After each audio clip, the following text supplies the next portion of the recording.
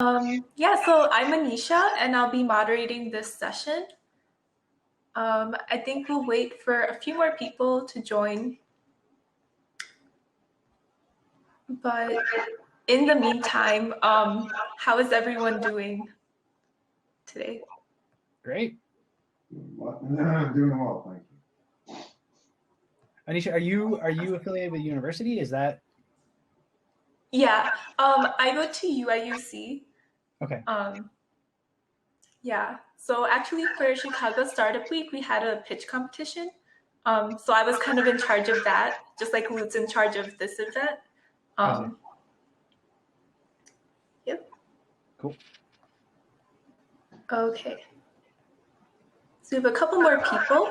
I guess we can begin with some introductions. So would each of you like to spend about 2 to 3 minutes talking about yourself and your company? That'd be great. Yeah, go ahead. After you. Yeah, okay. Thank you so much. So my name is Stephen Platt, and I am the founder and chief development officer of Retail Predict AI.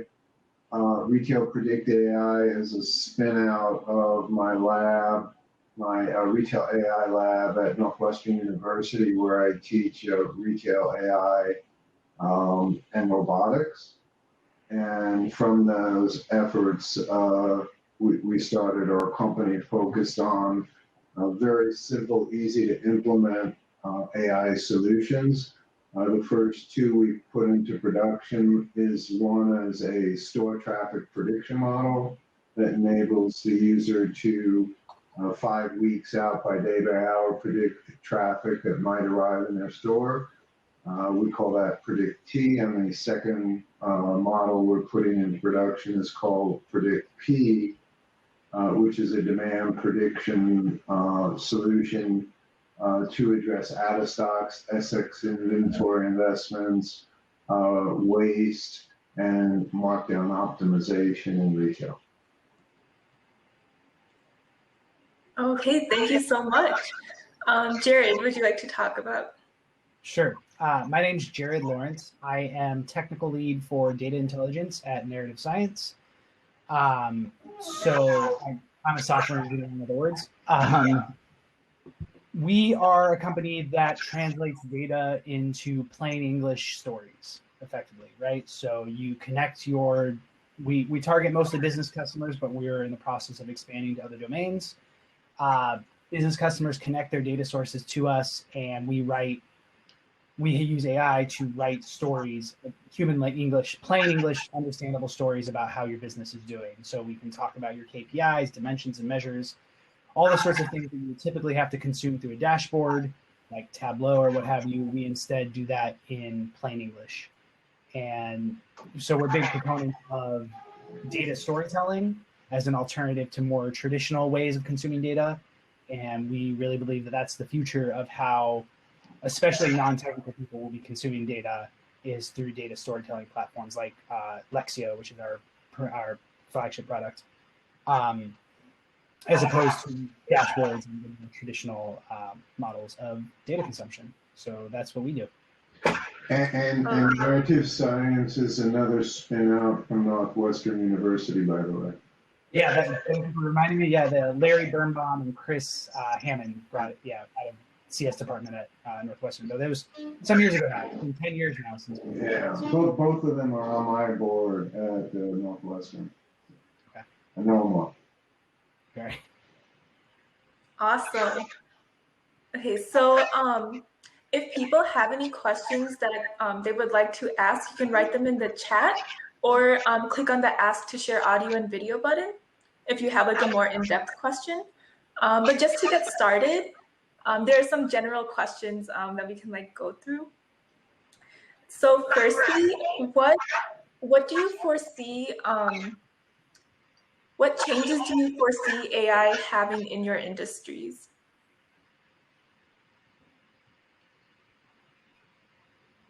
Jared, why don't you go first?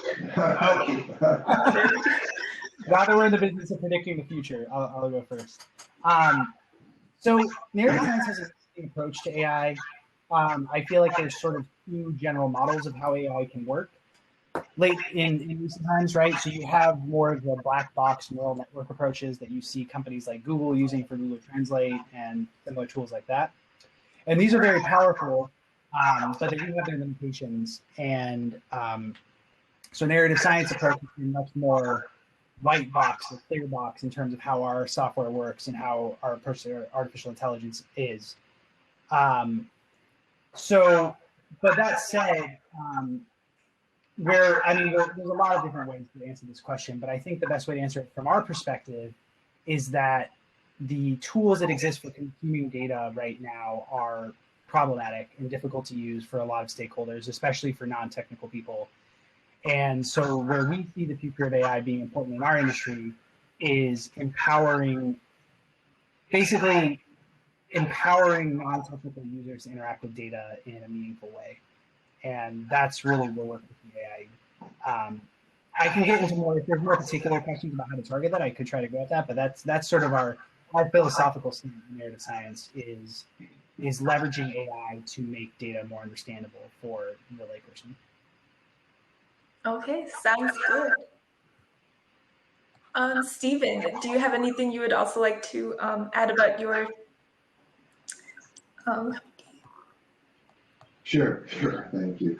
So as I said, so I'm actually the research director at the Retail Analytics Council at Northwestern, and obviously Retail Predict AI, we're just focused on retail, but we define that pretty broadly. We work with banks, we work with quick serve restaurants, convenience chains, etc. But the industry itself has, one of the good things has always had a lot of data. So unlike some other areas where they scrape to get enough training data, we don't have that problem. The flip side is there's a lot of inefficiencies and opportunities, everything from supply chain to loss prevention, inventory accuracy, all of which could be better addressed through AI solutions that our company builds. So there's a lot of sophisticated companies in retail, H&M, Home Depot, Lowe's, Walmart, but most of the retailers in the U.S. are really just starting to now think about standing up centers of excellence and deploying it in their companies. And I've seen surveys that McKinsey has done about all the industries that could benefit the most or add the most value through AI, and retail is consistently at the top of that heap. So we're really excited about the prospects for our company. Awesome. So kind of something a little more that's been happening lately with AI is there been some concerns around it. Sometimes AI has like a positive light shed on it, sometimes it's negative. Have any of these like hypes around AI affected your companies in any negative or positive way? Sure, I can jump on that one to start, since Stephen looked. Oh, well, I thought he was frozen, but you're back now. I'll carry on in any case. So there's sort of two dimensions to answering this question that I think are relevant for narrative science in particular. So one is the fear of AI taking their jobs, right? That's a common refrain. When narrative science first was gaining some traction 7, 8, 9 years ago, we were writing, at that point, we were doing more news story writing. So we were writing, actually, one of our big use cases was writing summaries of baseball games. And there was pushback at the time of, is this going to be taking jobs away from news writers? Though the part of those stories left out is that we were mainly writing stories about Little League baseball games that no one had time to write stories about anyway. So we were actually generating content that otherwise there was no one around to write. So it was less of a concern than maybe people thought it was. But I think it is a valid concern. And the question of whether AI solutions are going to make certain jobs irrelevant. And that's something that we definitely had to grapple with. Our philosophy on that is we are more concerned with empowering people to make better decisions than we are about trying to take their jobs away. So we're not trying to get rid of the analysts, right, in the case of our new product, Lexio. But instead, we're trying to remove a lot of the pain points that those analysts have to do and remove a lot of the sort of busy work that they have to do of writing reports and generating PowerPoints and things like that, that take time away from doing actual difficult analytical work that you need a human expert to do. But it's definitely a question that comes up and definitely something that we've received a little bit of pushback on. The other piece of AI that I think is important in our case, and this goes back to my point earlier about sort of more black box approaches versus more white box or transparent box, as it were, is the fear of being wrong. So a lot of more black box solutions are going to be approximately correct a lot of the time, but especially with our case where we're being used for business reporting and businesses are using us, expecting us to give them insights about how their business is doing, we can't afford to be wrong. And that leads to certain decisions about how our architecture and how we go about implementing our AI that might be different than if we were building Google Translate or building a recommendation engine on Amazon or what have you. And I can get into more detail on that if people have specific questions around it. But I think those are two areas, at least in our case, where sort of some of the pushback and the fears around AI have definitely surfaced. Oh, okay. I see. Stephen, would you have anything to add on? I would. Thank you for asking. We really don't suffer from issues of job taking away or bias in the way we approach things. I mean, I will say we're super, super careful if we incorporate biometrics as features, right? We always scramble them. We won't even receive it. We'll make the company we're working with do that because we don't want to get near that. So no personal identification. We're super careful about it. All the companies we work with are super careful to avoid that.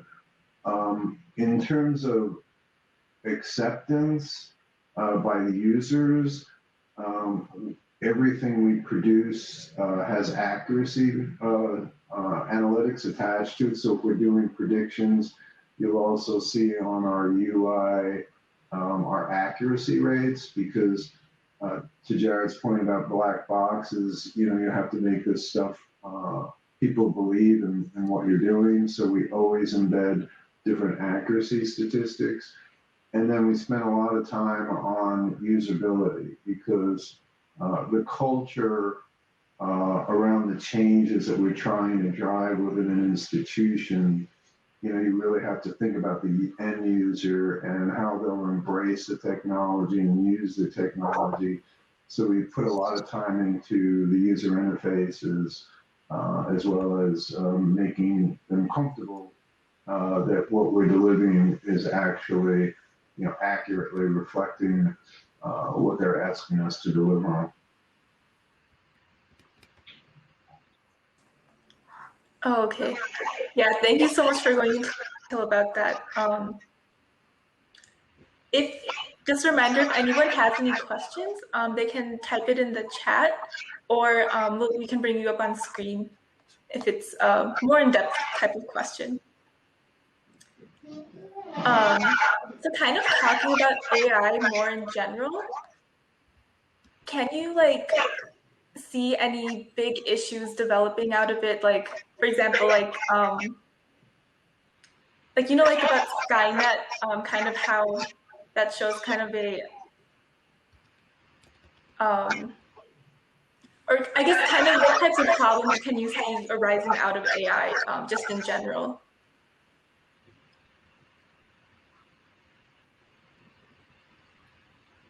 So I'm not sure if I'm totally clear. Do you mean problems as in difficulties, or problems that can be solved by AI? Yeah, difficulties humanity can run into because of new AI technology being introduced. Ooh, that's a good question. Stephen, maybe I'll let you talk about it first. I'm really sorry. Could you rephrase that? Because I'm honestly not sure what the question is. I'm sorry. I'm not trying to be difficult. Sorry. Like just more in general terms. Sorry if it's a deeper question. But just like what types of problems can humanity face because of new AI technology being introduced into the market? Oh, you mean robots taking over the world and stuff like that?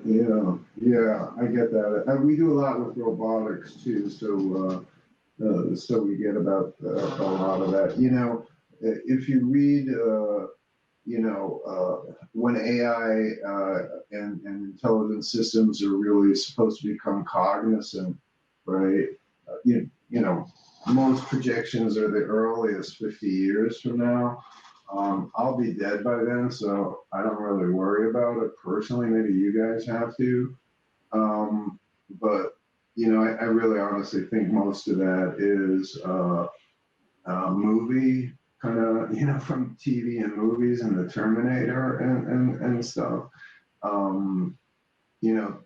Technology is, some people will always stick their head in their sand, and you asked the question earlier about taking over jobs and all that fun stuff. I get asked that all the time because we do a lot with robotics, and you can't fight progress. You have to embrace it, and even thinking about preserving jobs to the extent it could retard technology advancements.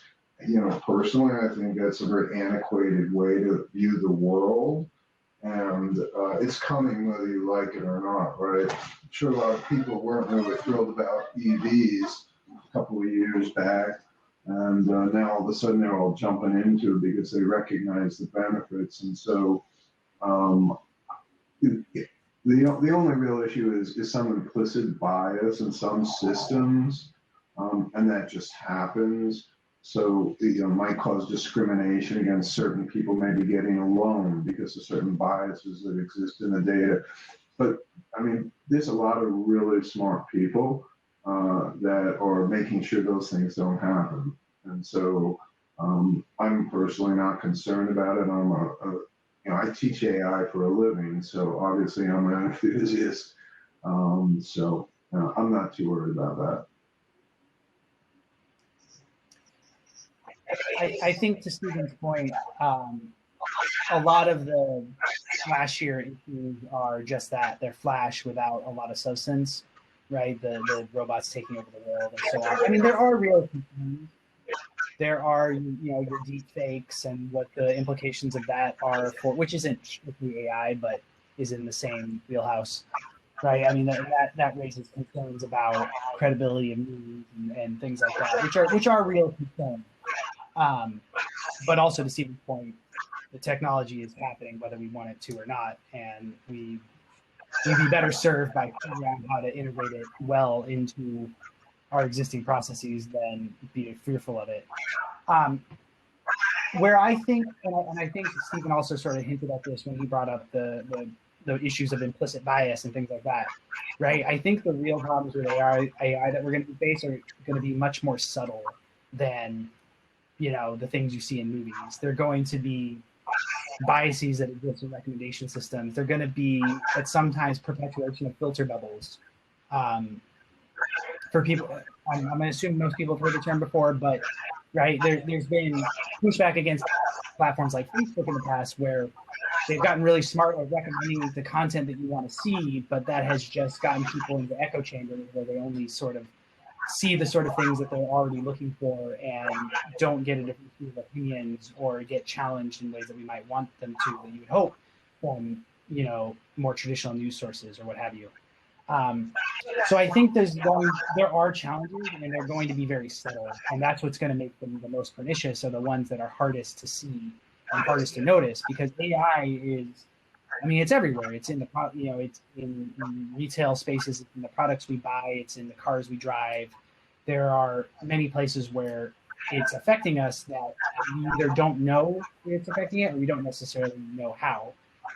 And that's where I think transparency is going to be really important. And I was really heartened to hear that you attach accuracy metrics to all your predictive models, because that is a way of fostering confidence in what these AI tools are doing. And that's going to be really important for making sure people understand where AI is being used and when it's being used, so they can make more informed decisions based on it. Okay, so I guess kind of going off of that, what are like some ways that you can let the general like audience or general public understand that AI is not something to be worried about? Because there is a general notion that a lot of people have that it's going to take over jobs, people will lose their businesses, things like that. So kind of how can you, I guess, bring that type of understanding to the general public? I can't. I mean, if people are stupid, they're stupid, and there's not much we can do about it except tell them to go to school. I mean, it's like the old, when cars were invented, and people, all the poor buggy whip and wagon, horse-drawn wagon guys are going to go out of business. Well, guess what? A bunch of those guys ended up building cars, right?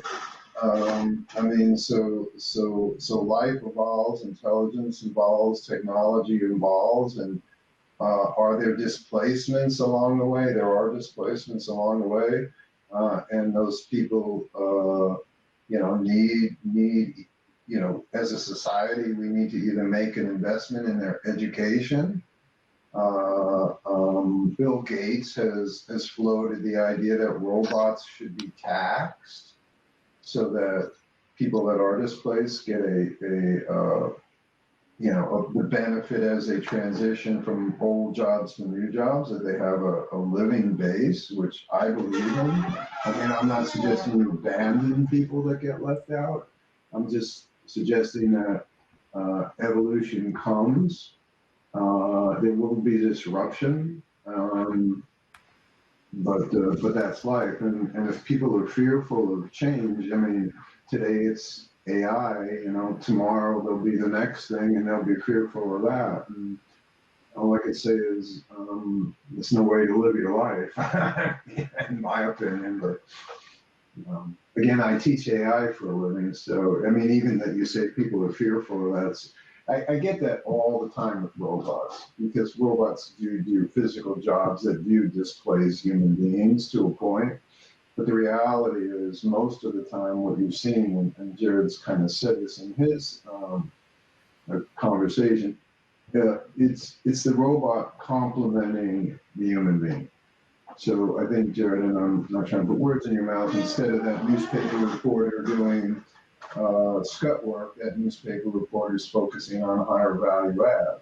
And in the retail environment, where you see robots that are doing shelf audit, that are doing floor cleaning at Walmart, et cetera, et cetera, et cetera, it's not necessarily displacing human beings. It's allowing human beings with higher cognitive skill sets to focus on what they're better at, while you're building a brand new industry of robots that's going to require tons of engineers, AI experts, et cetera, et cetera, et cetera. So I don't know if I have too much to add, but I think Stephen hit the nail on the head, and I think it's absolutely true. And like, as you said, and as I was hinting at before, right? There's more value, generally speaking, in creating AI solutions to solve problems that we can't solve right now than to simply try to displace people from their jobs. And to also this point, there is going to be a certain level of displacement, but that goes hand in hand with all the job opportunities it creates. And it's not, if you want to be myopic about it and just say, hey, the people who were cleaning the floors at Walmart are losing their jobs. I mean, that's true, and that's unfortunate if you, in that narrow point of view. But it's a much broader landscape than just that, and that's sort of missing the point, I think, in a lot of ways. Okay, thank you guys so much. So kind of going a little bit in a different direction, can you elaborate on the investment seen in AI, specifically in Chicago? Like, how is the culture of the companies there that are focused on AI? Kind of what is that scenario looking like? That's a good question. We have not actually sought any outside funding at the moment because we don't want to give away the proverbial store, frankly.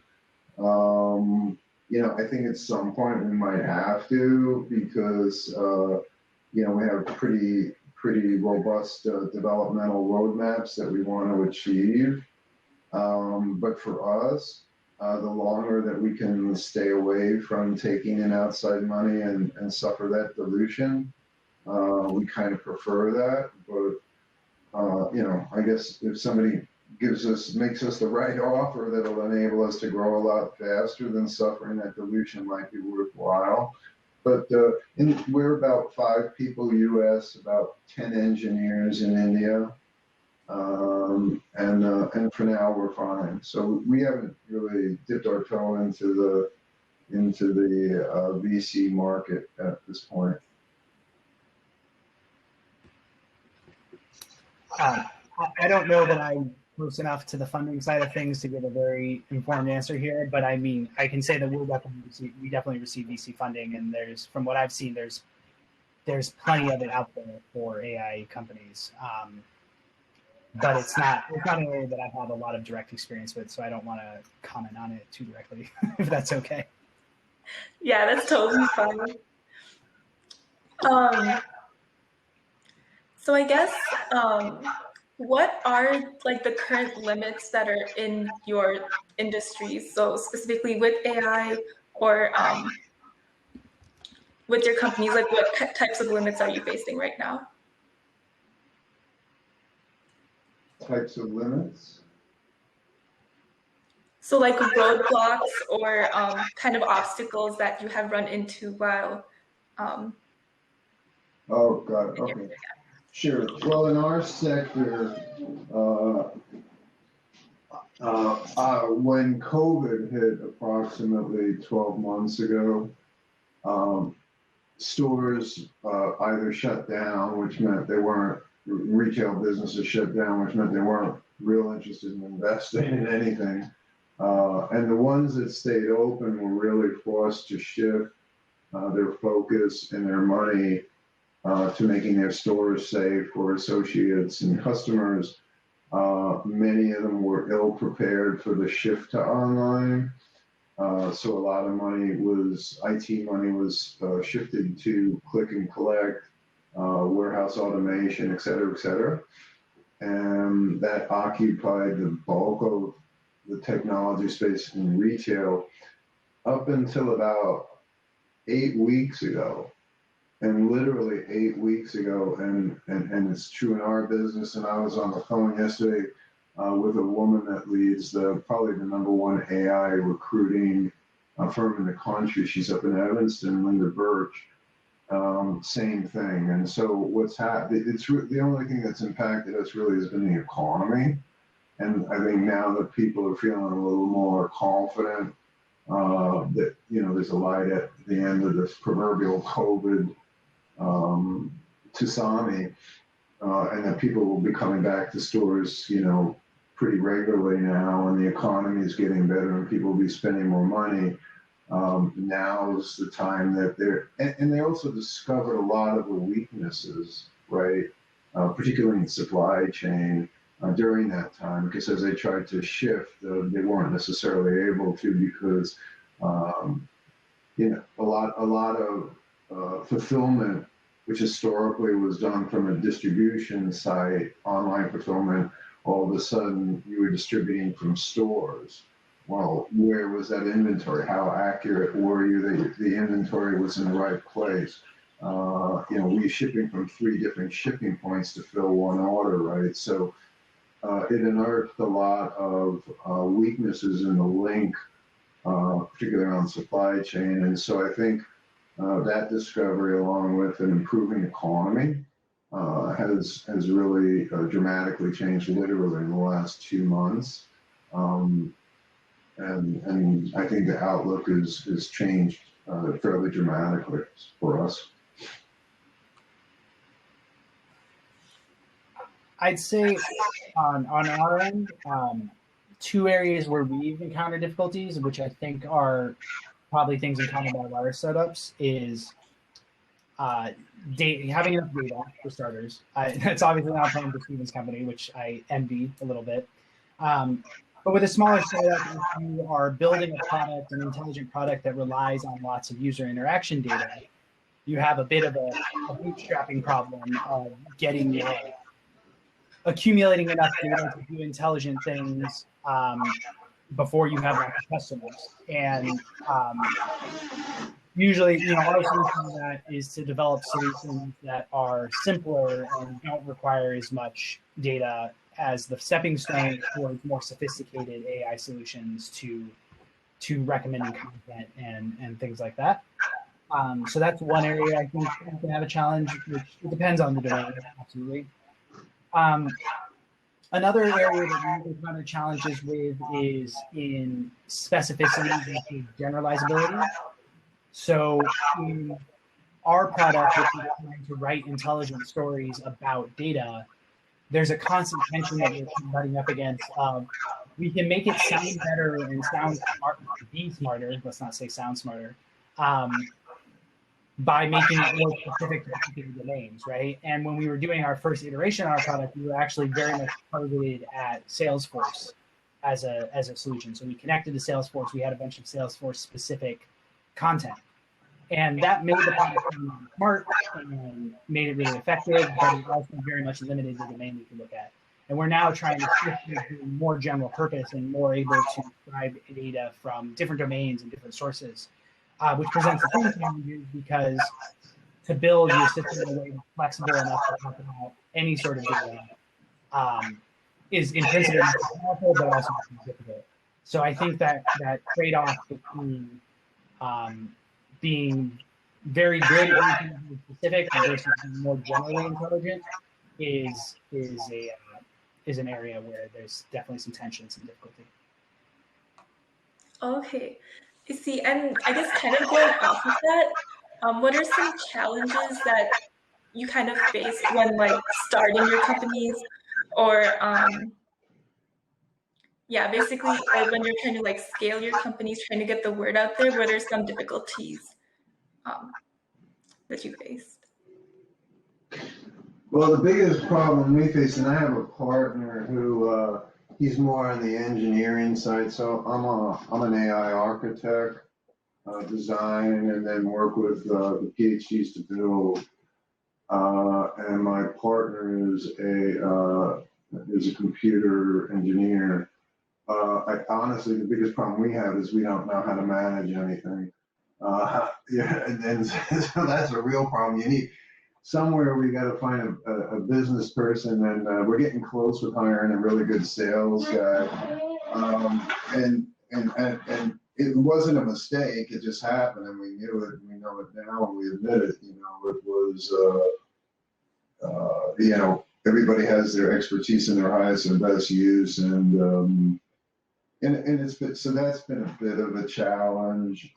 Fortunately, we're lucky in certain respects. We have a very good advisory board with a lot of CIOs from major companies that are supporting our efforts and helping us. We just finished our first proof of concept that went extremely well. But from a day-to-day blocking and tackling all the junk that's required to run a business, right? Open a checking account, deal with payroll, employees, all that kind of stuff. You need somebody that has that. So the biggest challenge we really had is finding a really talented sort of manager, so to speak, that can run the business side so that we can run the dev side and stuff. What other challenges are we facing? I think that's it. We were also fortunate because I'm at NU.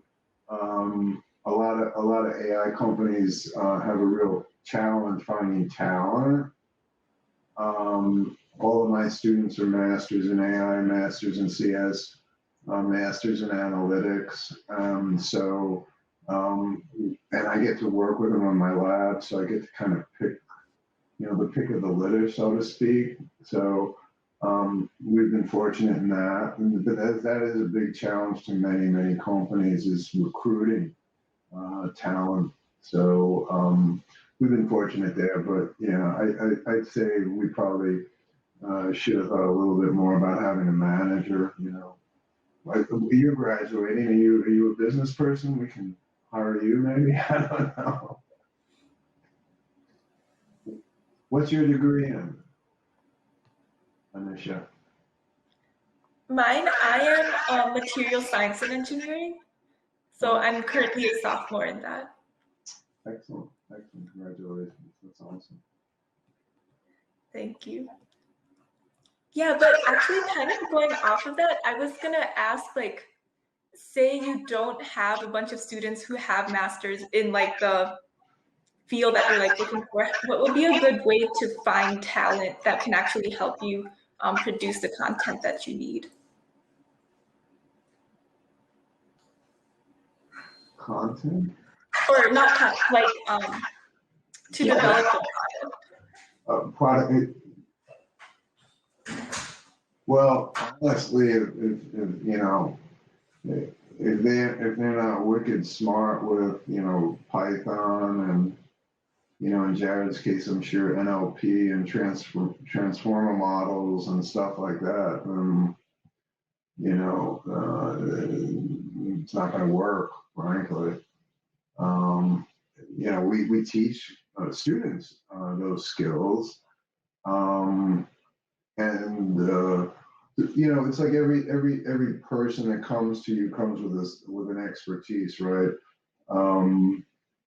What you find with most CS students, most masters in analytics students is, they might be really skilled at coding and understanding different algorithms in the hypothesis phase. So then you just have to complement that with, subject matter expertise, right?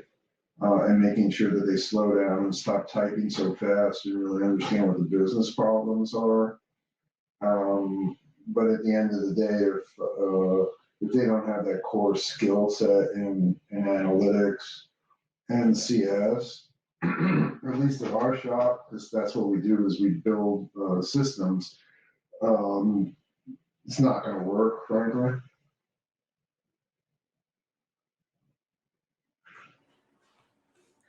Jared, I think you're muted.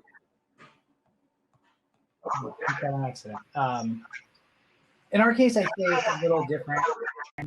We're a more mature company. Well, no, I don't mean in a pejorative way, but I mean we're 100 people roughly. Like we've been around for a while, so we have a more traditional hiring and recruiting process of hiring engineers, and we definitely need engineers across a wide variety. Right? We don't actually employ many PhDs.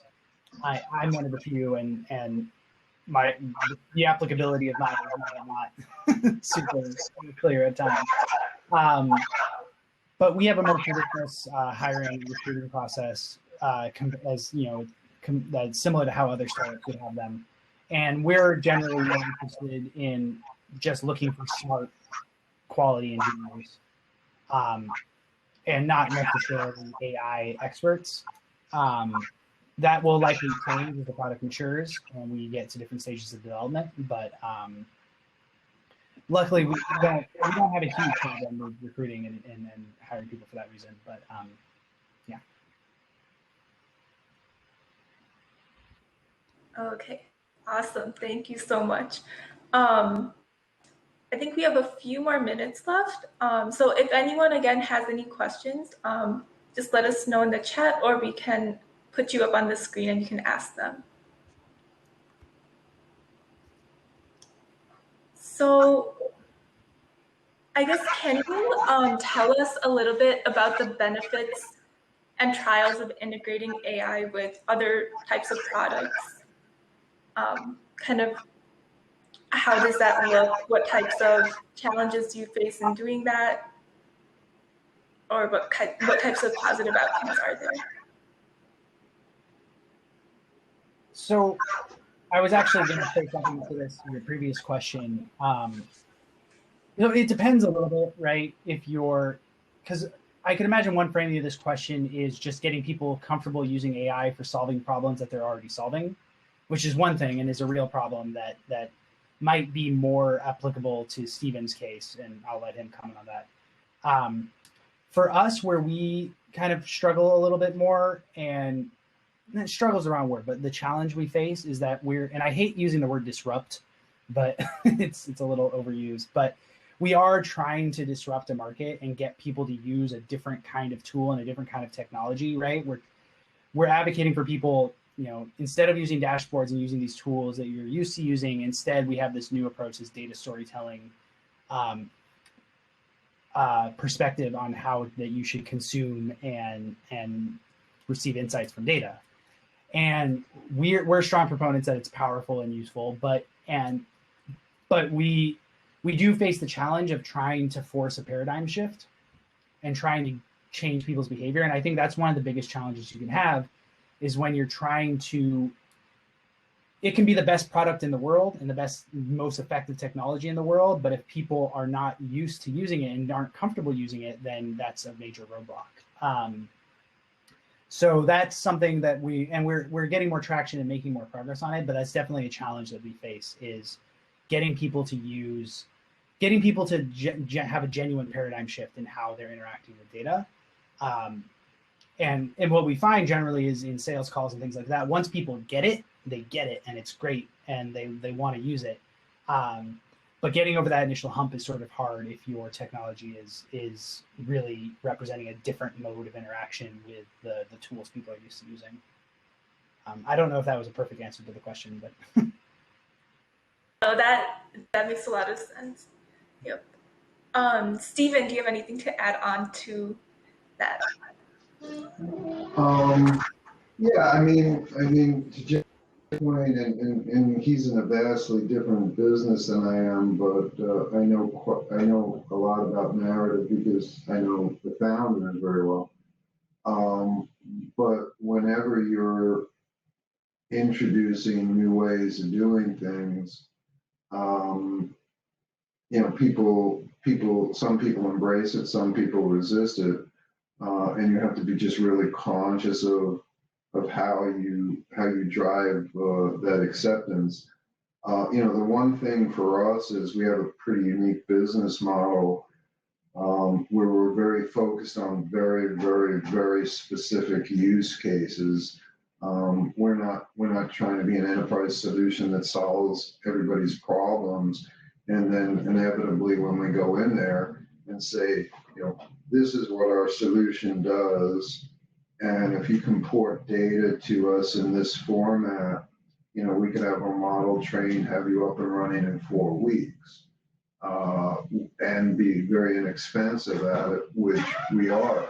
But inevitably then they say, well, then can you do this, this, this, this, and all of a sudden, they want to make you into a custom shop when we're a product shop. So that gets a little difficult just because people aren't really necessarily familiar with the apps right now. And so there's a lot of education that has to go in and say, we do store traffic counting. We don't schedule your part-time people, holidays, sick days. We just do this one very, very specific thing. And then you get into the issue of, the API interface into their enterprise systems and then how you make all that work well. So, and Jared, I'm sure you see these, he's in a different environment, but they're kind of synonymous in the sense of changing human behavior and culture within an organization is never easy. So you're kind of battling that as people, adopt and get up the curve.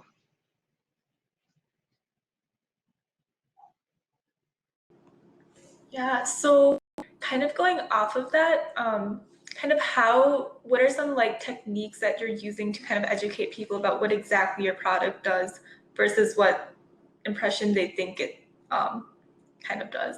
Or what are some techniques that you could implement to kind of get that message across?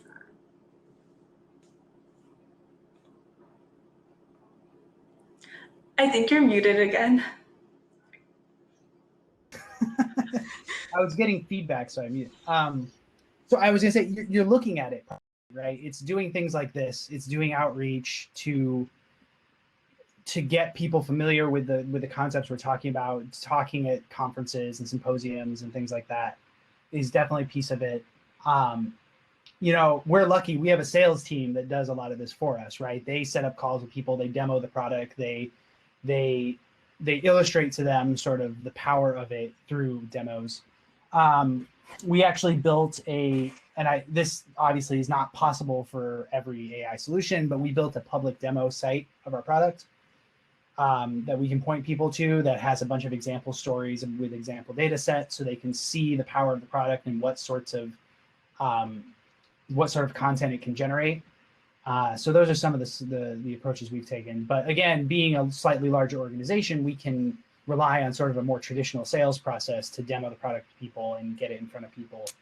But we have a lot of, like Nate would be a better person to, he's our chief scientist, and he does a lot of outreach on data storytelling in general as a way to get people more familiar with the concept and more comfortable with it.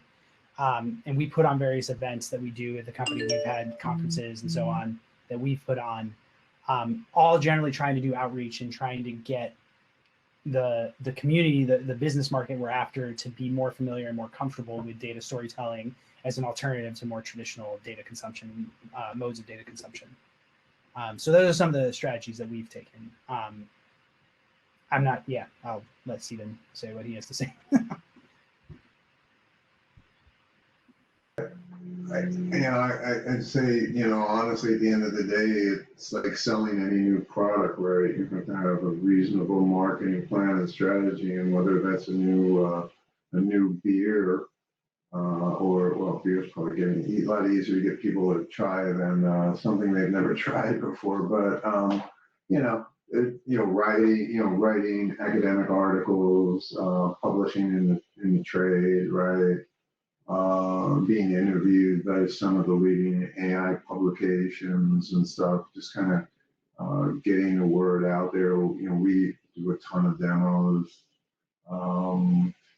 Sometimes it's pointing out to people that they have a problem that they don't know they have a problem with. And in our case, they all have this problem, but educating them into, by the way, you do have a problem because, you're not matching, you're throwing 30% of your perishables in the garbage. If you're a quick serve restaurant, that's kind of the average. Tomatoes, you walk into, your favorite store, they predict sales for the week, and then they say, okay, well, let's ship 4 cases of tomatoes over there, and inevitably 30% of that ends up in the garbage. Well, if we can help you by doing much more accurate predictions of your end product and your inputs, and we can take that waste factor, which does nobody any good, down from 30% to 20%, well, that's great, but people have been doing it the same thing, the same way for 30 years.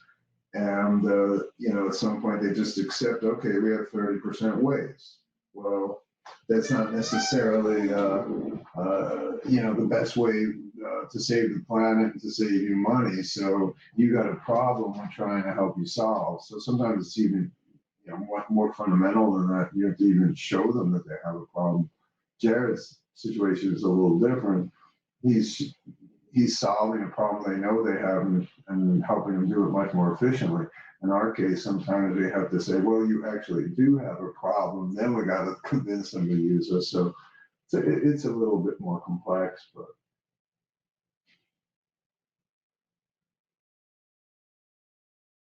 Oh, okay. Jared, are you going to say something? Oh, no. Okay. Awesome. I think we just have a few more minutes. So I guess kind of ending, are there any other things you want the audience to kind of know about your company, or just anything in general about AI, anything for them to take away?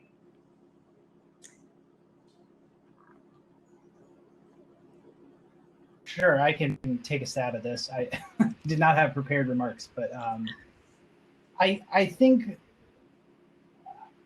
the big thing to take away from this, for me, and a big thing that I learned when I started. So I've been in area of science for 4 years. So something I sort of learned as I was there, and has I think is important to realize, is that AI is not. I think there's a misconception maybe in the public eye that AI is this sort of homogenous thing. That there's AI and it looks a certain way. It's about computers that can talk or whatever. But there's a lot more variety, and AI takes many different forms. Many of those forms, when you dig down deep enough, don't even seem particularly intelligent, which may strain the definition of AI, arguably. But AI takes a lot of different shapes, and this goes back to the discussion earlier about fear of AI taking over the world and displacing jobs and things like this. Intelligent solutions to problems can be done in many different ways, and our software, as an example, it's not magic. It's software that follows, it's a mixture of rules and more complicated logic, but it's still computer programming at its heart, and it's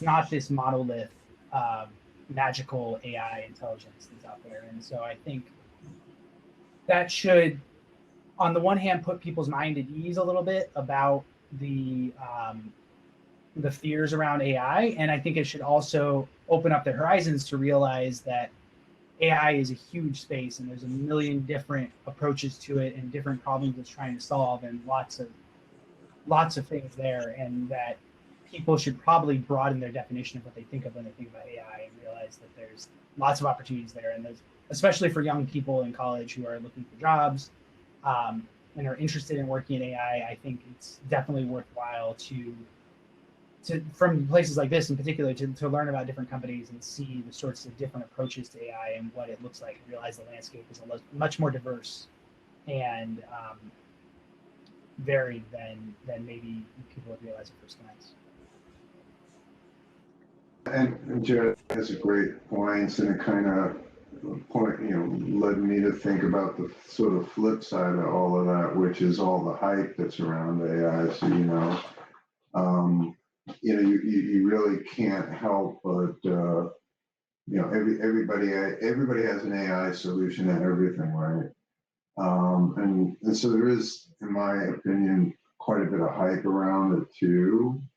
And the reality is, while it's great at solving a lot of problems, it's not going to solve every problem. And we at the university, what we do every quarter is run experiments, and sometimes we find, guess what? You just can't solve this problem with data.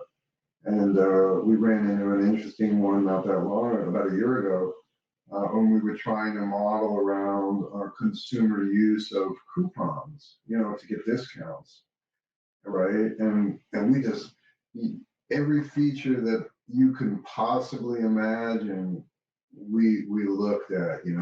Do people prefer 99 cents off, 2 for 1, 10 for $1? I mean, demographics, how many dogs they had in their home, and I just was so stubborn and refused to accept we couldn't solve for it. And at the end of the day, what I finally stubbornly admitted to myself is, the human behavior is not predictable in certain instances, right?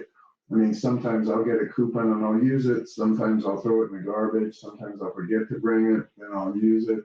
I'll use it at Target, but I won't use it at CVS. And, so there's certain realistic limitations to problems you can and cannot solve with it as well. And so I sort of think, I like the way Jared sort of framed it, and I know I'm taking the exact antithesis of that, but it's not going to solve every problem, and there is a lot of hype around it, and I think people need to really be conscious, particularly younger people embarking into careers on this. Where do you want to start your career, right? Do you want to go to a nice established company with an amazing reputation like narrative science, or do you want to go with some crazy startup, right? Where the guy hasn't even figured out what he's doing, but he's just running around talking about AI. So I think a realistic approach is kind of, something I would tell people to think about too. Okay, awesome. Thank you so much for your time. I think we're going to be switching sessions now. So there's like a 10-minute break. The next one will be starting at 4:10. So I believe, yeah.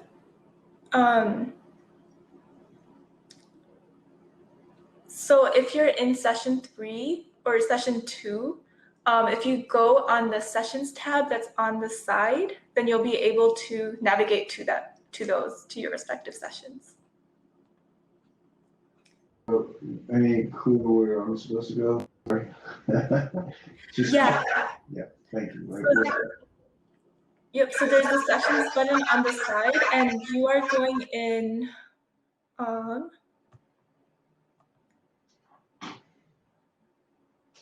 session 3. But about 10 past.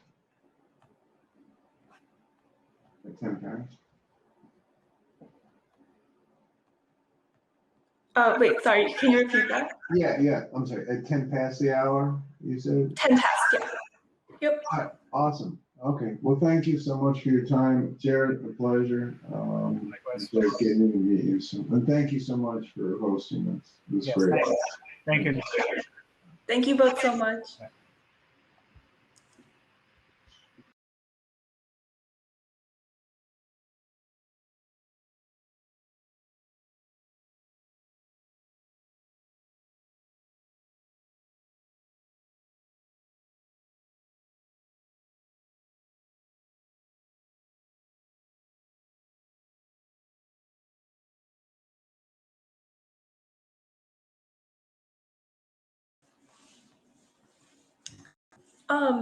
Hi, Anthony. You can click the Ask to Share Audio and Video button whenever you're ready. The next session will start at 4:10.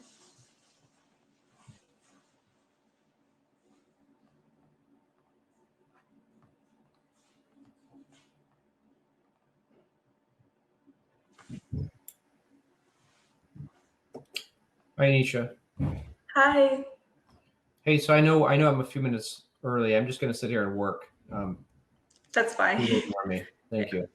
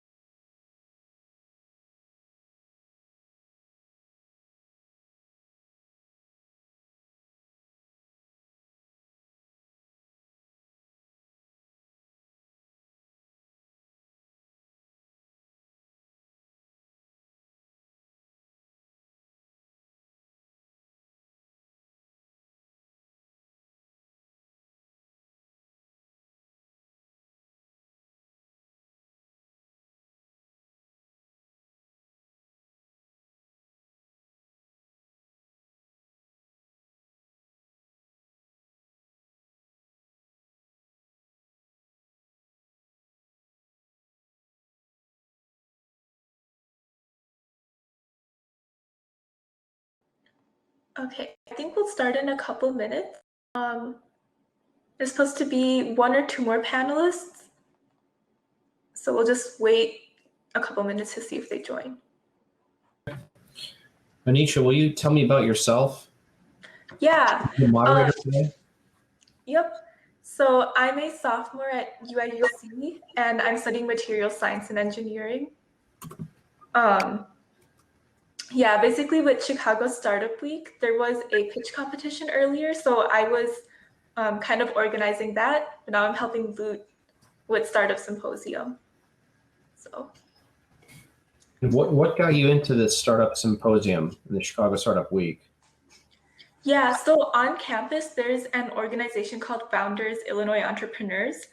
And basically someone who was in there kind of told us about this opportunity, and they were looking for someone to take charge of the pitch competition. So I just kind of said, I'll do it.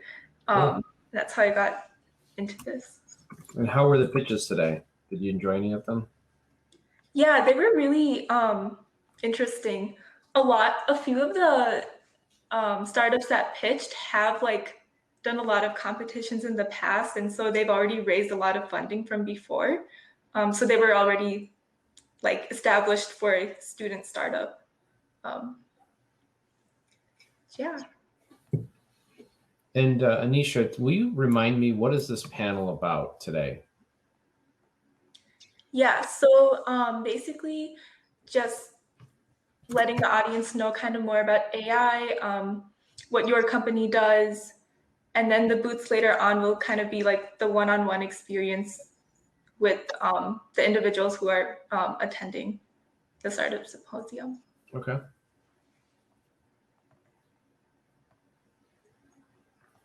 Okay. I am just going to double check one more time.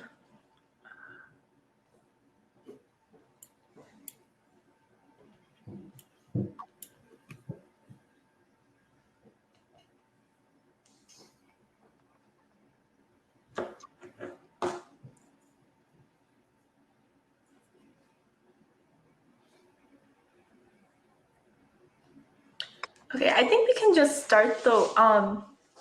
So can you tell me a little bit about yourself and what your company does? Sure. Thanks, Anisha. And can you hear me okay? Yeah. Okay, cool. And okay, so a little bit about myself. My background's quant finance. Grew up in Chicago, traded at the Board of Trade in the Chicago Mercantile Exchange, and then started a company called Green Key in 2014. We're a natural language processing platform. What that means is we convert audio files, not audio streams, to text, and then we structure that text up into insights. So our customers are usually they're in Wall Street or police.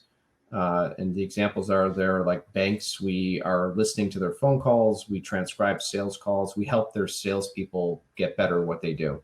The types of insights that they look for are like talk-listen ratio. What are their clients asking for?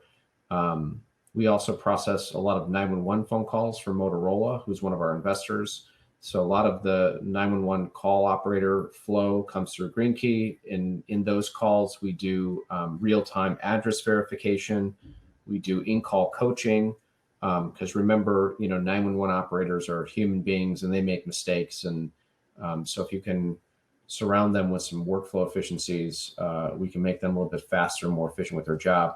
And then we also process a lot of body camera data. Police body cam videos. We just focus on the audio portion of that. It's usually just what the police officer is saying. And we create insights or police performance metrics around de-escalation and respectfulness and fairness. And that's where a lot of my focus is right now, is just working with different state senators and elected officials to try to get body cam analytics to become more mainstream. Okay, I see.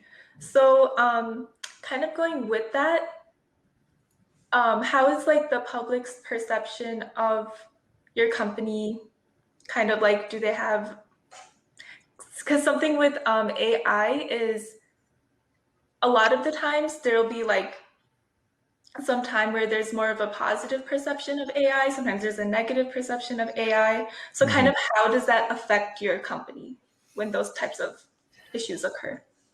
Yeah, so your company's brand and reputation is everything. A company, a customer actually buys your culture before they buy your product. And Green Key has a super high quality culture and brand. We provide a super high quality service and product to our bank customers, and they don't like the term AI, and neither do our customers and police. And so we don't. If you went to our website, you're not going to find the words AI anywhere. Because it's a bit ethereal and it's super vague and people don't know what that means. And are you making decisions for me? And so we focus on saying things like we convert audio into insights, which is a more human way to describe, what we do. Natural language processing is a subfield of AI. It's where it's in linguistics and it's very difficult to do what we do, which is to convert audio to text and then to structure and summarize that text, create sentiment scores to understand how respectful or disrespectful somebody is being inside this conversation, or whether an event is being escalated or de-escalated. But there's no reason, I think, to describe that as AI when you can just use a few more words and say we convert audio to structured insights, which is what we do. Okay, awesome. Hey, Olga. Hi, everyone. Sorry, I'm late. That's okay. We're just getting started. You could introduce yourself and your company. That would be great. Sure. My name is Olga, and I'm a recruiting lead at a company called MojoTrack. It's a technology recruitment firm here in Chicago.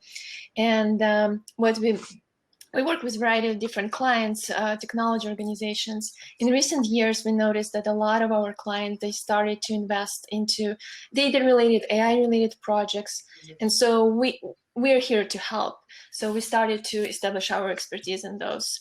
We started learning about new technologies naturally. And I've been learning a lot about different applications of AI in different industries, including mine, talent acquisition and recruitment.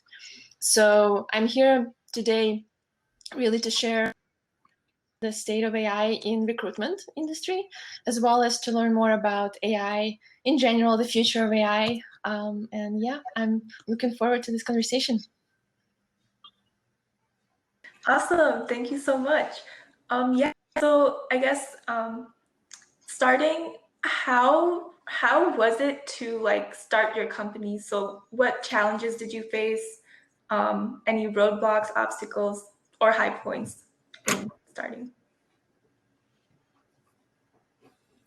I'm happy to take that. It's that's a big question. I'll try to be concise with my response. I think that I started a company by accident. As I mentioned, an options trader who happened to start a software company 7 years ago. And what I set out to build 7 years ago is not even remotely close to what we do today, 7 years later. What we did was we followed the problem, and we just keep iterating and iterating. We follow the problem, we solve problem after problem. And some problems we solved aren't as big of a problem as we thought they would be. So we go and look for a new problem to solve with a much larger addressable market. So being a founder and running a startup it is a marathon. It's very unusual to have an overnight success or to go from seed round to A to B to C to IPO and have that be a straight line. I think you're going to pivot and churn. You might even have down rounds along the way. We have taken strategic investment, which is a bit different than just doing straight venture capital rounds. We've raised about $25 million over the past 6 years. And, that in itself is a lot of what a CEO does of a young company. You're going to spend a lot of time raising capital and making sure your business, has the funding that it needs. And then, a large part of my job is also just communicating to the company. What is our vision? What's the strategy? And why are we doing the things that we're doing? And And then I let my CEO create goals and implement those goals within the company, and then make sure those goals are being hit. I think that a startup is you have to have a very curious mindset, I think, to be successful at doing it, because the thing I think good founders do well is they ask good questions. They're very short-term paranoid. They ask a lot of questions, trying to validate the assumptions that they're making. And so, as I mentioned, it's sort of a big question. I can spend a lot of time talking about it. But if you're in the audience and you're wondering, like, do I have what it takes? Should I build and start a company? First of all, I would say there's no better job, than being an entrepreneur. I think being a trader is the #2 best job in the world. To just pull money out of electronically traded markets is a lot of fun. But the problem with that is you're going to get a multiple about 1 times your revenue. So if you make money one year, no one's going to pay you the next year, because that money's been made. When you build products, you can get 10, 20, 30 times multiple of your revenue. I think it's a lot easier to make $1 million of revenue building a product than it is to make $1 million trading. And then you get a 30x multiple to exit at some point. So I would heavily encourage people to become entrepreneurs. Lastly, I think that I would focus a lot of time on your mindset and making sure you are asking questions and you have no ego. And the no ego thing is important, because you have to think of yourself as an error correction machine. You're just iterating through the space of opportunity, and you're trying to not waste time. You're trying to figure out, where is the global optimal solution for my company to be? And anything that delays you from getting there is a waste of time. Partnerships, bad customers, and there are such things as bad customers that you need to fire. That you're working on something, they're paying you, but what they're paying you for is not the global optimal solution. So you need to get rid of them and move towards a larger addressable market. I'll stop there, Anisha. As I mentioned, it's kind of a big question, and it's hard to answer in a short amount of time. It's a big question. I would add to it that finding right people that you're starting a company with is really important. Finding this core team is really important.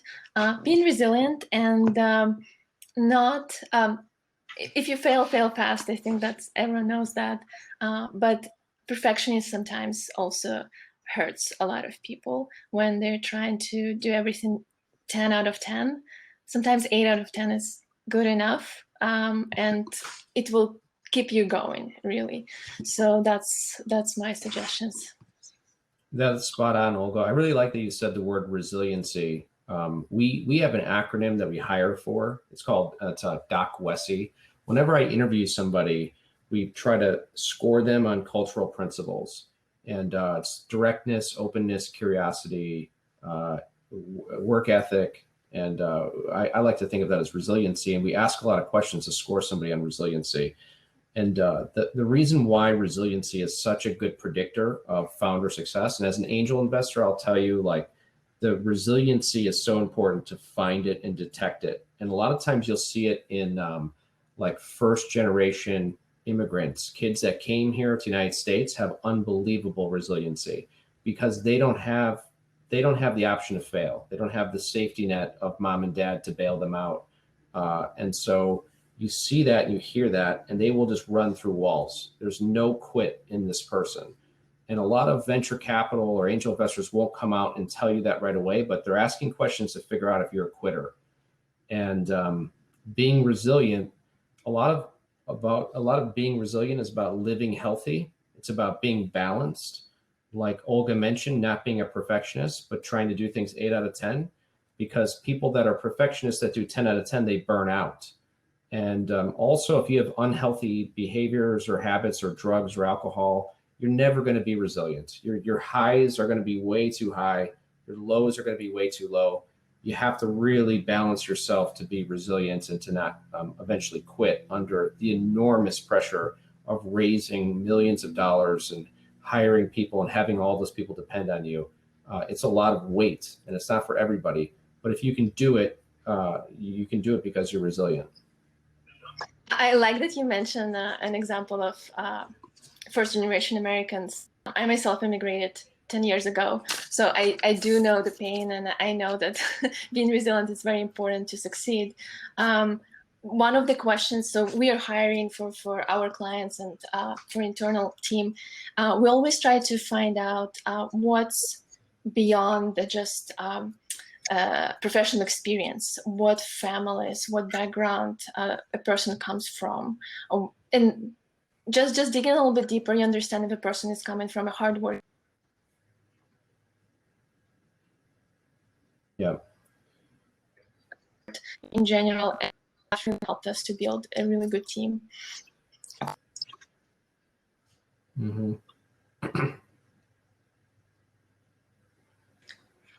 Yeah, okay. A lot of really good insight. So I guess kind of going off of like the recruitment aspect, how does recruitment look in like the AI industry? Kind of what skills do you look for? What types of people do you look for? How much emphasis do you place on their actual talent versus like their social skills? Like all of that.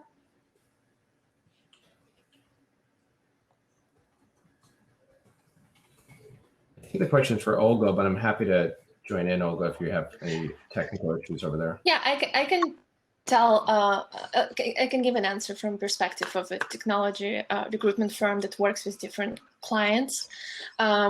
Definitely finding talent within AI, machine learning space is a lot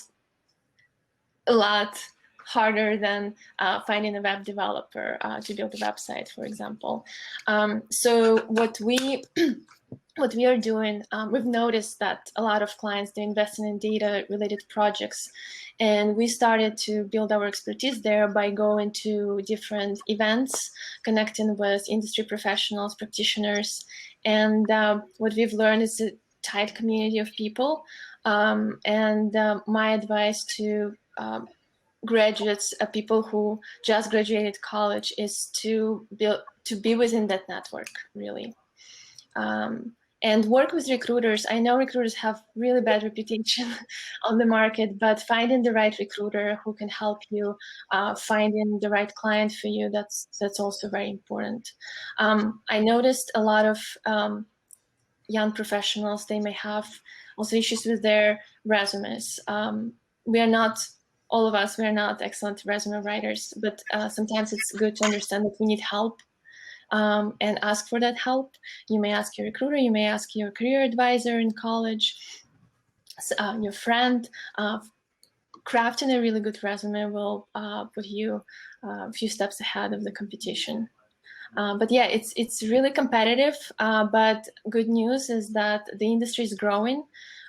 People are hiring, they're looking for more data scientists, machine learning engineers, big data engineers. So definitely a potential for young talent to join a lot of great companies right now. I'll try to add there. You know, again, I'm not a recruiter, but I do recruit people, and we do target candidates. We do run sequencing and try to find people and recruit them. And we've hired a lot of people over the past 7 years. I guess some insights that I can share if I were, you know, in the audience is, you know, it's like if you're applying to Green Key to a small company, a data science company here in Chicago, you know, how we go through our recruiting process is probably very different than a big company. For example, I will spend maybe 10 seconds looking at a resume. You know, it's not, I don't care what school you go to. I couldn't even tell you like what schools people at Green Key went to. Our COO, I know, went to Michigan State, but beyond that, I don't really know. It's never come up. It might seem like a really big deal when you're a graduate student now, but I can assure you it doesn't matter. No one cares. I don't think anyone cares what your GPA is either. And this might just be a startup thing, you know, but we don't look at stuff like that. We care about the like projects that you do, technologies that you work with. What do you really like to do? That type of information on your resume, I think, gets you an interview. And remember, like, your resume is just to get you an interview. It should be like one page, especially when you're young. You haven't done enough to have 2 pages of a resume. So just keep it to like one page and really try to focus on the projects and the technologies that you're super passionate about. And all you're doing is using that as a business card to get yourself an interview. When you get to the interview, do your research and ask good questions. And, as I mentioned, we have an acronym we work people through, and I can describe to you this DocWESI, this directness. I've written about it. If you just Google my name and codifying culture, you could read all about this.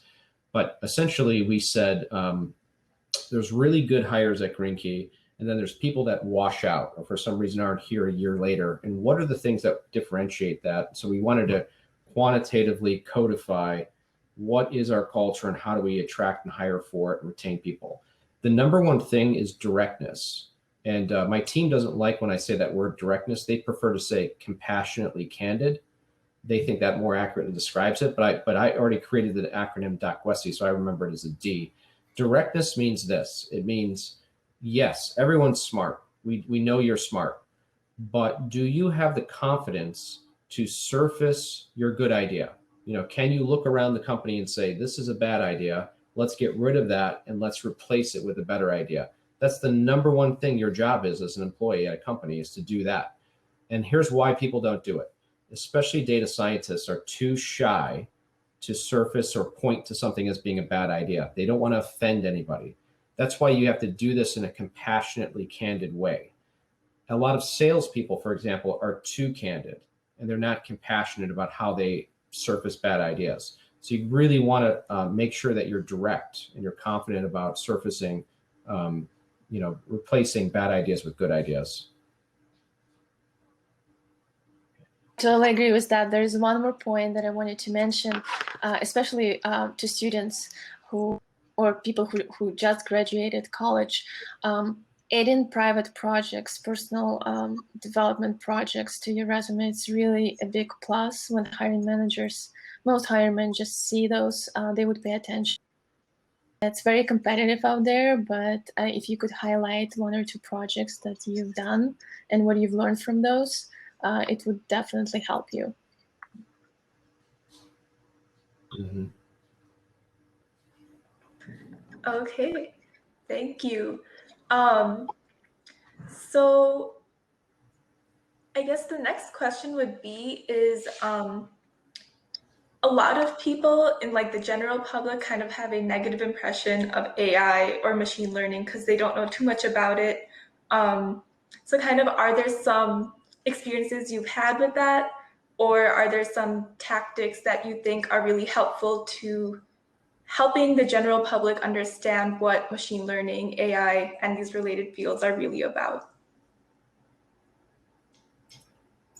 People who are afraid of AI and automation taking their jobs from them. So that's a very big point for the conversation, obviously. A lot of people, they just don't understand what AI is and how it can create jobs. People, so that's the biggest scare that I'm seeing. And I'm curious to hear from Anthony, so you work with AI on a daily basis. How would you explain what AI is to your grandma or someone who is not familiar with the term? So not to scare them, basically. Yeah, that's a good, I like the grandma question because we talk about that at Green Key, like how do we explain what we do to our grandparents? And I don't say AI because I think it's ethereal, it's too big, it's vague. What Green Key does is we convert police body camera data into insights. And you can say that in a few words. You can say you convert audio files into police performance metrics. That's way better than saying, I work in AI. AI, I don't think has most people are scared of AI. We pitch to mayors and elected officials and police chiefs, state senators, people that are all trying to help improve policing. Nobody wants to hear the word AI because it sounds out of control. It's not specific enough. Our solution, we just analyze police audio with inside body camera videos. We don't even analyze video. We don't analyze other subjects in the video. We just analyze police audio to create police performance metrics. And what we do, natural language processing, is a form of AI in linguistics, but there's really no reason to make it sound any more complex than that. I'm a CEO, which means I'm in sales. And when I talk in sales, I try to figure out, how do I be as clear as possible? How do I be as concise as possible? And so it might be surprising to you, as an AI founder, I very rarely talk about AI or the technology. No one cares. None of the people I talk to care. Our employees that are building it, they want to talk about it and get into the nitty gritty. But the vast majority of people we talk about, they have a problem that they're an expert at, and they want to know if you're a solution to their problem. And so we talk in terms of solutions and solving problems. And the problem we solve is that less than 0.1% of police body camera data is ever reviewed. It's ridiculous. We spend a ton of money in the city of Chicago. We generate tons and tons of videos, and all of that contains super valuable insights to improve policing and to improve the relationship between the police and the public. And the key to improving police relationships is in that data, and all we have to do is unlock it. And it doesn't require anybody to understand AI. Everybody can understand that problem and understand our solution, and the topic of AI doesn't ever get involved. Go ahead, Olga. I have a question, actually. I thought you, actually, when I looked at the panel this event, I noticed that your company works with body cameras, and I thought it might be face recognition software, not audio. So I'm actually very interested to learn what are your thoughts on face recognition AI, and whether your company will be using it in the future, if it's in your plans. I don't think we're going to use it in the future. I don't think it's in our plans. The reason being is there's so much.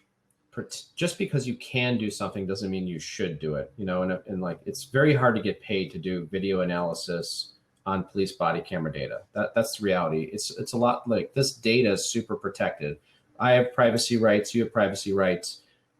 If I'm stopped by a police officer in a traffic stop, I'm expected privacy. I'm not expected that somebody can analyze and identify, oh, that's Anthony in his car, and that to become public at some point. The police officer, who's a public servant, he's in his uniform, and he's being paid federal dollars to go out and police. He's not entitled to the same level of privacy that you are driving around in your car. And so I think there's a lot of problems trying to do video analysis.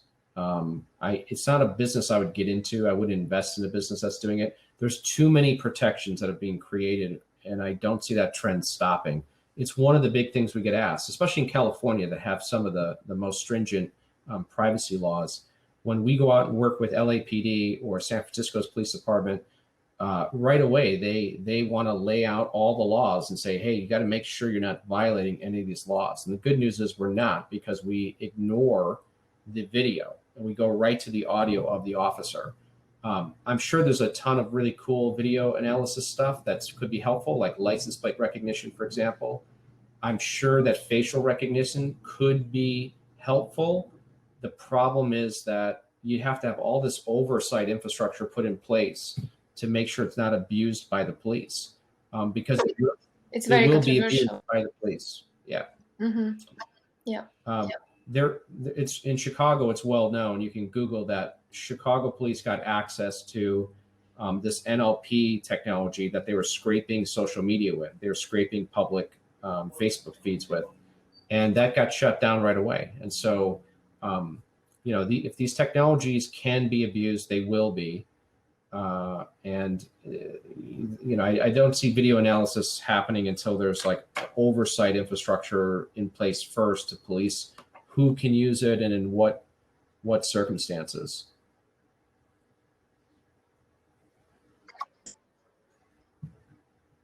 Sure. Thanks, Olga. Awesome. Okay, so my next question is like Chicago specific. So is there like a big interest in Chicago in investing AI or data science, like this general field? Is there a big interest in like investing in these types of companies?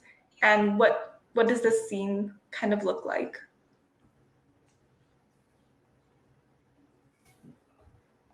Olga, I'm happy to start. Yeah, I think Chicago has a good reputation for data science, as well as New York and also Boston. You know, there's a ton of like really good data science talent in the Boston area as well.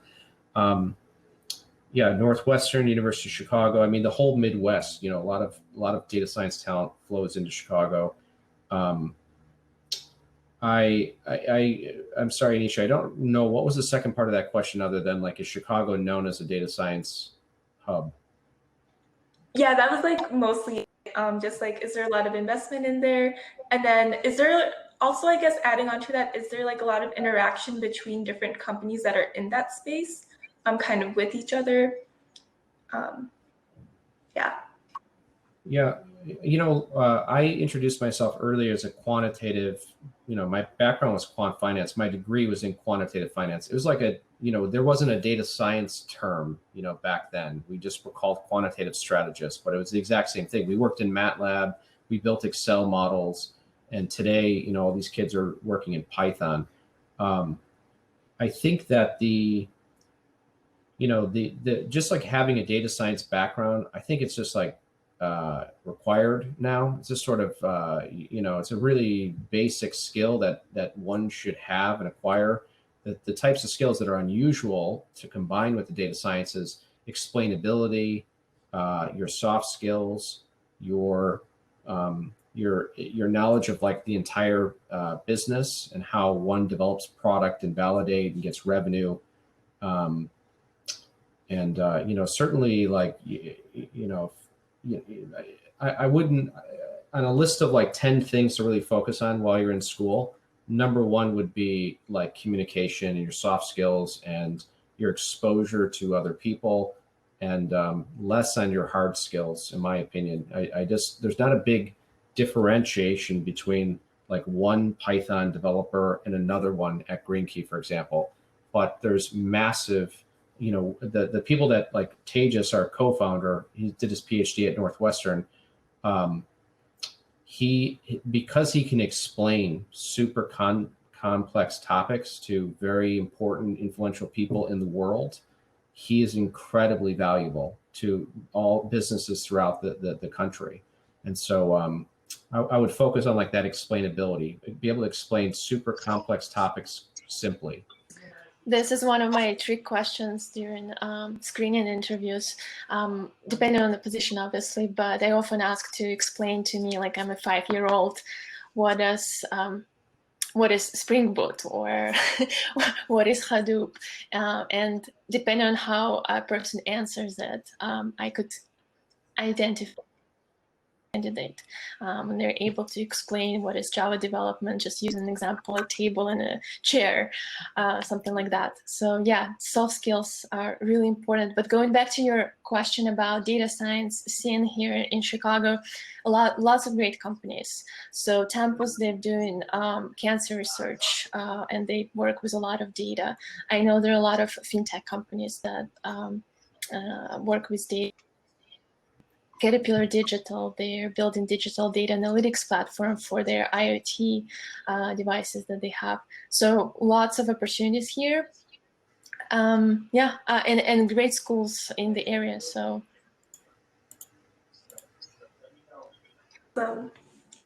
Okay, something that I kind of not worry about, but like think about, or like wonder, I guess, is when you're like creating or developing the product or adding features to it, are there ever any problems or like miscommunication between the engineers building it versus the people who are in charge of like the whole company, like over the people who are in charge of oversight? Yeah. Well, there's, yeah, that the more people that get involved in that line, right, the more complex and prone to error it is. So you know, gathering product features, that machinery, very few companies do that well. You know, that's like very important to, first of all, like not all customers are the same, right? So the first thing you're going to want to do is like understand who are the subject matter experts, who are good customers that are good partners that can explain to us very clearly what is the problem they have. and we identify those SMEs and we bring them into what we call design session. So this is like a handful of people in the industry that will give us 30 minutes of their time, and then we'll walk them through a product, and then we'll ask them what do they think should happen next, and we'll record it. We have a Hallie Aston, our senior product manager. She's from JP Morgan. She came from Duke and is at Green Key now, and she's amazing at running this process. I've watched the videos of it, and her questioning is what differentiates her. She asks incredibly good questions like, I don't know, what do you think that button should do? And then you get an understanding from the customer where they think they're at in this process. Those are some of the best sort of product features that when you bring somebody through a design session. And then now Hallie's job is to break that into components for the engineers and developers to build the product, right? So she runs the roadmap. At no point am I involved as a C-level executive involved, or COO or chief product officer might check in on that process, but I don't set, I'm not thinking about features of a product. I'm thinking about our product strategy. I'm thinking about, should we be in police body camera analytics? And do I need laws to change in order to unlock this data? I'm not going to be down into the weeds of like, hey, should we put this button there? Or, what type of new feature should be in the product? We trust our product managers to do that. They're doing the design sessions. They understand what is the mission of the company and what are our goals and where we're all trying to get to. And then we just give them the ability to make product decisions to get us there. The only time even our product officer might be involved in that process is filing IP, is understanding like what's really the secret sauce and what we're doing and where is there an opportunity to file a patent. So to answer your question, like there's not miscommunication between me and a product manager and a developer. There might be miscommunication between the customer and what the engineer builds, and we try to smooth that out in the design process. Not developing any products, but I guess similar thing that we need to do sometimes is to educate clients. Sometimes they don't know what they really need. In our case, it's what engineers or how big the team of a team they may need. I assume it's the same with the development. Sometimes client may have an idea that it doesn't always make sense, and you can just pivot a little bit. It could be a great product in the end. So I would imagine it's a similar situation in the development. Yeah, Anisha, a lot of people think that your customer gives you a algorithm or a recipe or design script to, hey, build this product for me, kind of like a treasure map, and it'll show you exactly what you need to build. That's not the case. The customer can very rarely describe what you should build. They can describe their problem to you really well, and you have to ask questions around that problem, and then you present them with a set of solutions, and you try to figure out which one of these solutions will solve their problem the best. And you try to record and watch their interaction with that solution. But the customer is very rarely ever going to give you a treasure map and lead you directly to product traction. It's a discovery process where you've got to iterate and do a lot of educated guessing based on the problem you're trying to solve. Okay, I see. So basically, there's like a lot of pivoting involved too, as you get feedback from customers and kind of that. Yeah, there's a lot of wireframing, right? There's a lot of design and wireframes and mock-ups that go into place before you move engineers onto building something in particular. You try to validate, product features with multiple customers. It's really hard to do. Product machinery, like I said, most companies don't do it well. And the reason they don't do it well is because somebody didn't ask enough questions, and somebody made an assumption and made a decision, and then we get too far down the road, and then everybody's like, why are we building this again? Somebody made a bad decision 6 months ago, and nobody's admitting this was a bad decision, and we're all just keep building this thing that nobody believes in anymore. That's a terrible place to be. Okay. Awesome. Yeah, so I think we just have a few more minutes. If anyone who is listening has any questions, you can write them in the chat, or you can click on the Ask to Share Audio and Video button if you would like to ask directly. But otherwise, we can move on with a couple more questions. So are you concerned about any future or current regulations on AI, or I guess with how much data you can access and stuff like that? If you go into a little more detail about that. Sure. Olga, I feel like I'm maybe talking too much, so I'm going to go on mute here and listen to your response. It's actually great. I love learning from the experts. I guess in my industry, it's hard for me to elaborate on that because I'm not an engineer, right? But I've been following very closely for the past year and a half or so a campaign to stop killer robots, unfortunately, this is an example where AI and development of autonomous machines can lead to some really bad things. So that's one of the things that I would want to share. If you are not familiar with this, I know a lot of countries right now developing that technology, and a lot of countries are trying to stop it. So it's a very interesting case of AI application in the world. And yeah, policies should be in place to make sure that AI is being used in the right way. It's a big question, what is the right way, right? What's legal, what's right? But there should definitely be a human or I guess people in common who would oversee the AI implication.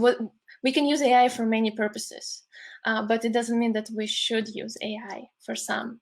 So it's a very deep topic. I think it would take hours to discuss it because it's a very gray area still. There are not many regulations that I know of. I'm sure Anthony knows more about regulations and laws since he has a business that he built.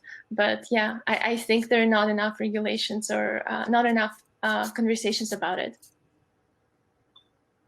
Yeah, it's a very big topic, Olga. I agree with you. It'll take a super long time. I would one thing that's interesting, Olga, is I sometimes I think about, I spend a lot of time thinking about blockchain and about markets. My background's financial markets, so I think about markets all the time, and also the police reform issue that we're trying to solve. But from like, it's interesting. I wonder if we're going to have philosophers, like if a degree in philosophy will become popular again, because if I think about like what are the skill sets that we might need over the next 10 years, it's like this conversation. It's like, what is ethical, and where is the line of the ethical decisions being drawn? Because I'm somebody that would argue, AI is better at a lot of things, and it's going to get better at a lot of things than humans do. And as a society, we're going to have a lot of philosophical conversations. Like, are we just here to birth machines, and then there will become multiplanetary? Who knows? Is that what's going to happen? Or are we going to try to coexist with machines? And are we going to let machines make certain decisions? I'll give you an example.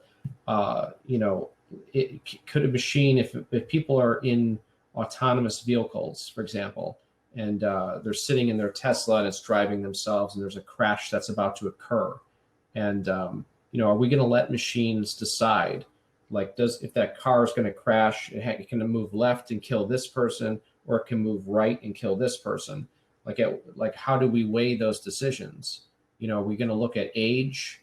Are we going to look at what's the earnings potential of somebody, and I'll kill that other person that doesn't have such large earnings potential? There's just an unbelievable amount of discussion and questions to ask around whether we're going to let AI make decisions. And anyway, that's why I'm not being sarcastic. I think like the philosophy degree is going to come back in vogue big time over the next 10 years as most other jobs become automated and AI becomes better at everything else. I agree. I think it's a really good point about the degree in philosophy. I was actually talking to someone recently, and we've discussed even such a simple, not simple, but understandable AI solution, for example, in surgeries, right? So there could be surgery completely done by a robot, but what if there is an issue that comes up during the surgery and the patient dies? Who is in charge? Who will be responsible for this? Is this a mechanic who, engineer who created this solution? Is it mechanic who helped to install it? Like, there's going to be so many nuances. Mm-hmm. And it will require a lot of regulations, a lot of conversations like that on different levels, really. Yeah, Olga, one area I think will be used if we have another pandemic, or if there's COVID variants, right? They're shutting down Paris again. Yesterday they shut down Paris. If we have these COVID variants that just spin out of control and we just can't stop COVID spread, I think like one of the first battlefields of these ethical decisions could be fought on smartphone monitoring to prevent the spread of COVID. I think that topic, we saw that happen in Asia, where they just did a better job at shutting down COVID because they were able to, make authoritarian decisions faster than we were here in the US.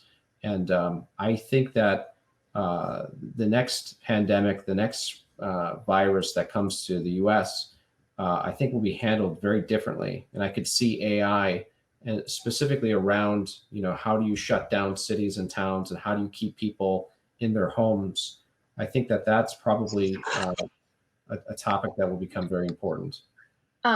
Yeah, I agree. I actually just read an article about the fact that the UK, they tried to use the same cell phone program tracking programs as they did in the South Korea and other Asian countries. Mm-hmm. And the issue that they stumbled upon was that people, just general population, they weren't educated enough, and they didn't trust AI, and they didn't trust those applications. And as a result, only 30% of ex-population signed up for that program. And to make any relevant and good predictions, data scientists, they needed 60% of people to sign up. And so this is where education comes into play. A lot of people, they just lack this education, and this is where government, private companies, they need to step in and help educate the population.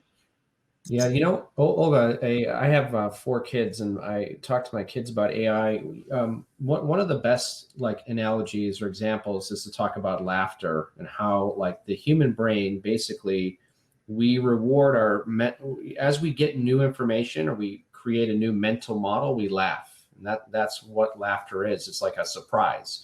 I thought the world was this, you taught me something new, and then I laugh and I get dopamine because you just updated my mental model. And AI is exactly the same way. It's exactly, it iterates and learns and gets rewarded for better predictions.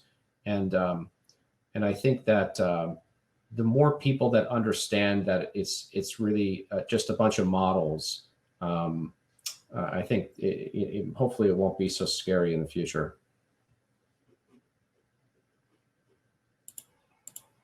Okay. Yeah, actually, it's very interesting that you both brought up the tracking around COVID, because I'm on campus right now at U of I, and we're kind of required to get tested every week. And we actually have an app that is required also that tells us whether or not we're positive or negative. And then if we can actually leave our places that we're staying at, so if I can leave my apartment or not.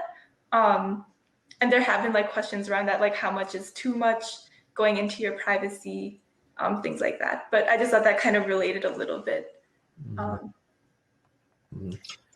Or some people may not just like it. and that may be an issue. To me, I think the best way is to start educating people now, because things will come up in the future, and it's better than people will be agreeing with you this rather than enforcing them. Yep. And yeah, I think we just have a couple more minutes before the expo booths part of the Startup Symposium starts. So I guess if you have like any last words, anything that you want the audience to like take away, feel free to talk about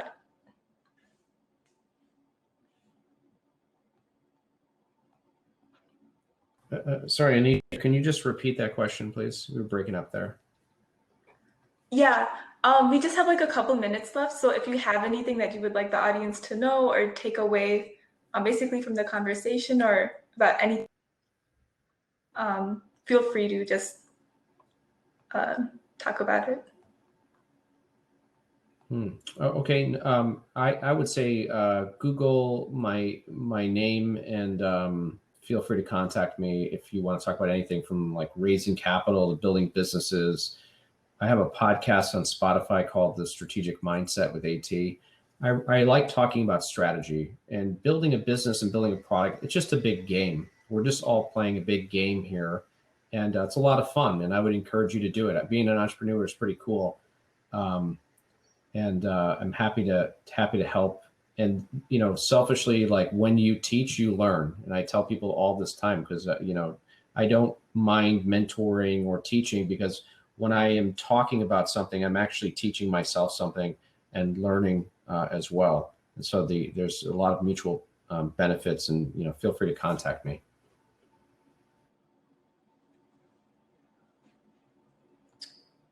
Awesome. Yeah, so I think that basically concludes this session. I think the next part of the symposium is going to the booths, which I'm pretty sure is in the company booth section. I'm just going to double check before I send you guys anywhere. Anisha, great job. Thanks for having us. Yeah, thank you so much for your time. It was a really interesting conversation. Nice to Yeah, meet I've had a great time. Nice to meet you too, Anthony. Yep. Okay. I see a company booth like on the left side of my screen. Yeah. So I think I want to double check before I tell you to go there. Okay. Just so.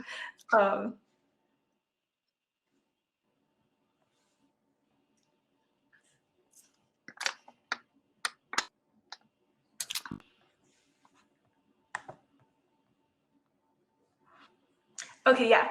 Yep, yeah. That's where you will go, and then you'll find it. Okay, thank you so much. Thank you, Anisha. Yep. Enjoy the rest of the day. Okay, you too.